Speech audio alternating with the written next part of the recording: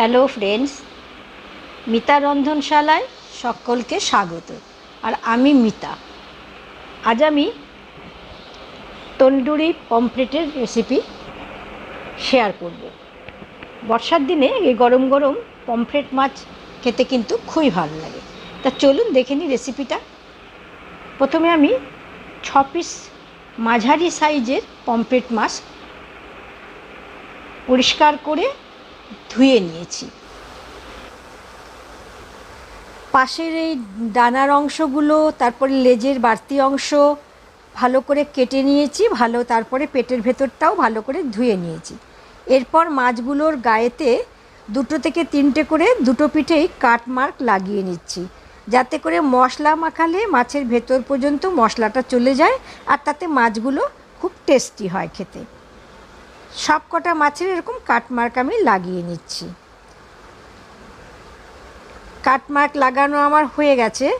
এবারে লেবুর রস মাখিয়ে নেব মাছগুলোর গায়ে। খুব একটা আঁশটে গন্ধ থাকে এই মাছগুলোতে, এই জন্য দুটো পিঠে ভালো করে লেবুর রস মাখিয়ে 10-15 মিনিট রেখে ভালো করে ধুয়ে নিলে গন্ধটা চলে যায়। আমি একটা বড় সাইজের লেবু থেকে রস করে নিয়ে মাখিয়ে রাখলাম। মিনিট 10 পরে মাছগুলোকে আমি পরিষ্কার করে আবারও ধুয়ে নিয়েছি। এবারে ম্যারিনেট করে নেব। থালার পরে আমি ছড়িয়ে দিচ্ছি মাছগুলো, তারপরে মশলাগুলো একে একে মাছগুলোর উপরে দিয়ে ভালো করে মিশিয়ে নেব। এভাবেও ম্যারিনেট করা যায়, কিংবা আলাদা একটা পাত্রে ম্যারিনেটের মশলাগুলোকে রেখে ভালো করে মিশিয়ে নিয়ে তারপরেও মাছের গায়ে মাখিয়ে দেওয়া যায়। আমি মাছের গায়ে জলগুলো টিস্যু পেপার দিয়ে মুছে নিয়েছি। প্রথমে আমি জিঞ্জার গার্লিক পেস্ট 1 টেবিল চামচ দিলাম, আর 3 টেবিল চামচ জল ঝরানো টক দই দিয়ে দিচ্ছি। এরপরে দেবো 1 টেবিল চামচ পরিমাণ কাঁচা লঙ্কার পেস্ট। শুকনো লঙ্কা আমি ব্যবহার করব না। স্বাদ মতো লবণ আর 1 চা চামচ পরিমাণ হলুদ দিয়ে দিলাম।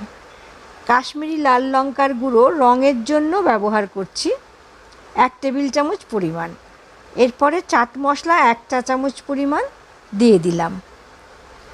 আর দিচ্ছি জোয়ান 1 চা চামচ নিয়ে দুটো হাতের তালুতে রেখে একটু ক্রাশ করে দিলে গন্ধটা খুব ভালো হয়। এবার ধনেপাতা কুচি 1 টেবিল চামচ পরিমাণ দিলাম। সব কিছু দিয়ে মশলাটা বেশ হাতে করে মাখিয়ে নিয়ে প্রত্যেকটা মাছের গায়ে দুটো পিঠেতেই ভালো করে মাখিয়ে নিতে হবে। উল্টে পাল্টে দুটো পিঠেতেই মশলাগুলোকে মাখিয়ে নিচ্ছি। প্রত্যেকটা মাছ ধরে ধরে মশলা মাখাতে হবে, নতুবা কিন্তু মশলা মাখানো না গেলে কোনো মাছ খেতে কিন্তু ভালো লাগবে না। মশলা মাখানো হয়ে গেছে, আমি 10 থেকে 15 মিনিট রেখে দেবো, তারপরে ভাজবো। এবারে গ্যাসে একটা প্যান চড়িয়েছি, এটা গ্রিল প্যান চড়িয়েছি। এছাড়া এমনি নর্মাল তাওয়াতেও এটা ভাজা যায়।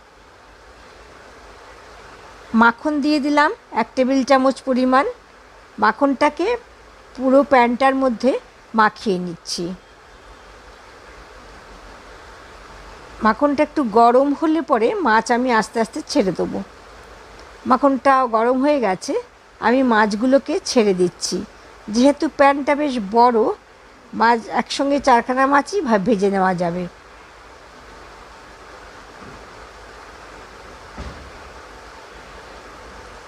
এক পিঠ ভাজা হলে আর এক পিঠ আমি উল্টে দেব। দুটো পিঠই বেশ লালচে করে ভেজে নিতে হবে, তবে মশলাগুলো একটু বেশি ভাজা হলে কালো হয়ে পুড়ে যাবে, সেদিকটা লক্ষ্য রাখতে হবে। ফ্লেমটা কিন্তু মিডিয়াম রাখতে হবে। আর মাছটার একটা পিঠ ভাজা হয়ে গেছে, আমি অপর পিঠটা উল্টে দিচ্ছি।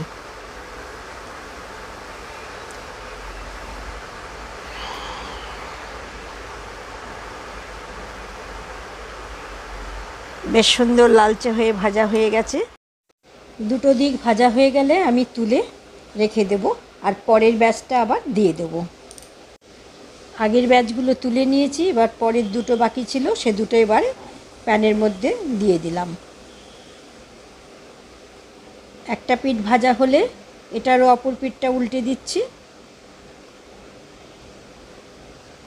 ভাজাটা কিন্তু এই মিডিয়াম ফ্লেমেতেই করতে হবে, খানিকক্ষণ ধরে মিনিট 5-6 ধরে ভাজতে হবে। পুরোটা তো ভাজা, ভেতরটা মাছটা ভাজা হওয়া চাই, সেই জন্য সময়টা বেশি দিতে হবে, ফ্লেমটা কম। আগেরগুলো তুলে নিয়েছিলাম একই রকমভাবে। পরের পিসগুলো ভাজা হয়ে গেলে আমি তুলে নিচ্ছি। এবারে আমি প্লেটিং করে দেবো। আমাদের তন্দুরি পমফ্রেট একদম রেডি। সস বা যে কোনো ধরনের চাটনির সঙ্গে এটা খাওয়া যায়, বা শুধু মুখে খেতেও ভালো লাগে। বর্ষার দিনে বা বিকেলে স্ন্যাক্স হিসাবে এই তন্দুরি পমফ্রেট কিন্তু একটা ভালো আইটেম। আমার এই তন্দুরি পমফ্রেটের রেসিপি আপনাদের যদি ভালো লেগে থাকে, ভিডিওটাতে একবার লাইক দেওয়ার অনুরোধ রইল।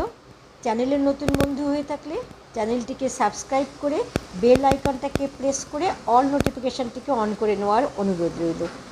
তাহলে পরবর্তী যে ভিডিও আমি আপলোড করি না কেন, নোটিফিকেশানটি সবার আগে আপনার কাছেই পৌঁছাবে। সবাই ভালো থাকবেন, সুস্থ থাকবেন। দেখা হবে নতুন রেসিপি নিয়ে পরবর্তী ভিডিওতে। ধন্যবাদ।